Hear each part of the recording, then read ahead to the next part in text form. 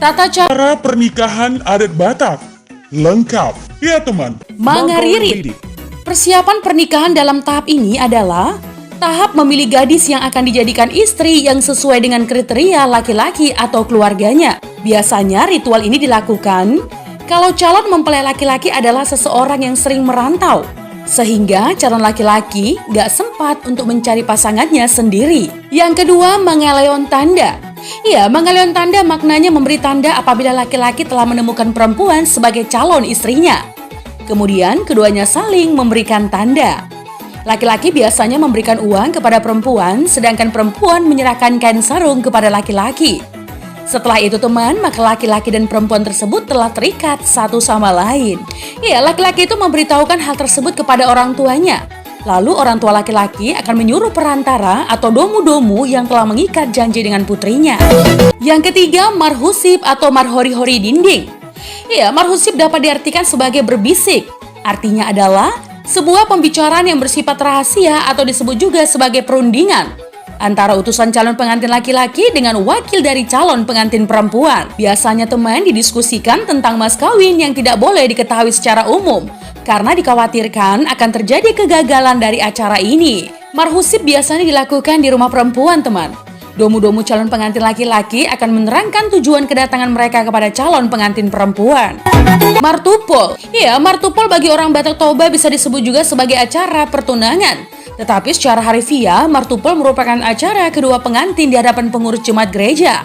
Diikat dalam janji untuk melangsungkan pernikahan. Ya, upacara adat ini diikuti oleh orang tua kedua calon pengantin dan keluarga mereka, beserta para undangan yang biasa diadakan di dalam gereja. Karena yang mengadakan acara martupol ini kebanyakan adalah masyarakat Batak Toba yang beragama Kristen. Yang kelima, marhata sinamot. Ya, marhata sinamot adalah pembicaraan tentang sinamot dari pihak laki-laki.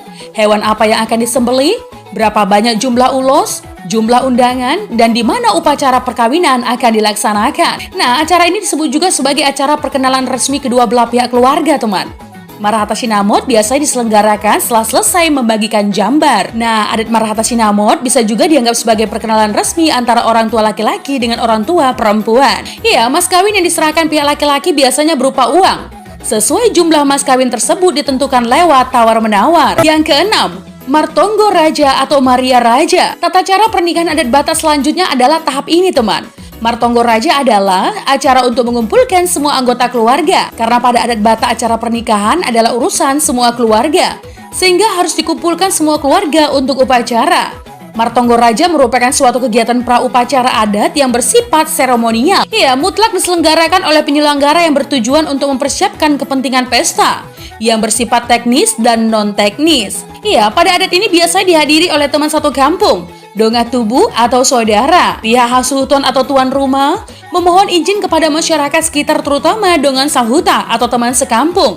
Ya, untuk membantu mempersiapkan dan menggunakan fasilitas umum pada upacara adat yang sudah direncanakan. Yang ketujuh, manjalo pasu-pasu parbagason atau pemberkatan nikah. Ya, pemberkatan pernikahan kedua pengantin dilaksanakan di gereja oleh pendeta teman. Setelah pemberkatan pernikahan selesai, maka kedua pengantin telah sah menjadi suami istri menurut gereja. Lalu kedua belah pihak pulang ke rumah untuk mengadakan upacara adat Batak, di mana acara itu dihadiri oleh seluruh undangan dari pihak laki-laki dan perempuan. 8. Marunjuk, aloan unjuk atau pesta adat. Ya, tak hanya pemberkatan di gereja teman, kedua mempelai harus memperoleh pemberkatan dari seluruh keluarga, terutama orang tua. Disampaikan doa-doa sembari ditandakan dengan pemberian ulos. Kemudian ada pula pembagian jambar.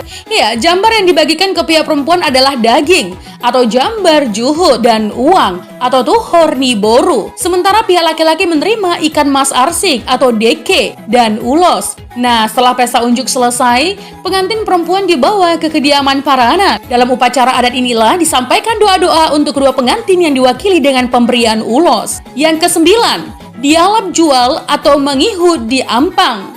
Ya, dialap jual artinya jika pesta pernikahan diselenggarakan di rumah pengantin perempuan, maka dilaksanakanlah acara membawa pengantin perempuan ke tempat mempelai laki-laki. Yang ke-10, ditaruhon jual.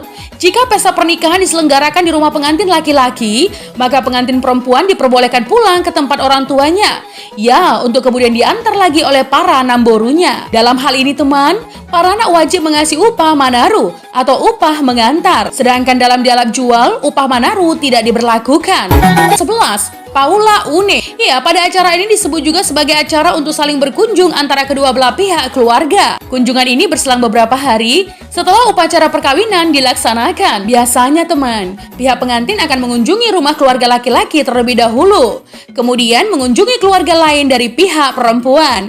Ya, jika pesta pernikahan diselenggarakan di rumah pengantin laki-laki, maka pengantin perempuan diperbolehkan pulang ke tempat orang tuanya untuk kemudian diantar lagi oleh para namborunya ke tempat namborunya. Dalam hal ini, para anak wajib mengasih upah manaru atau upah mengantar. Sedangkan dalam dialog jual, upah manaru tidak diberlakukan. Yang ke-12, manjae. Setelah beberapa lama pengantin laki-laki dan perempuan menjalani hidup rumah tangga, atau kalau laki-laki disebut bukan anak bungsu, maka ia akan dipanjae, yaitu dipisah rumah atau tempat tinggal dan mata pencarian. Biasanya kalau anak paling bungsu mewarisi rumah orang tuanya ya.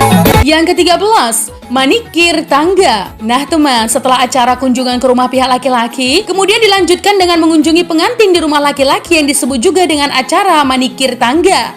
Setelah pengantin manjae atau tinggal di rumah mereka, orang tua beserta keluarga pengantin datang untuk mengunjungi rumah mereka dan diadakan makan bersama. Nah teman, demikianlah tata cara pernikahan adat Batak lengkap.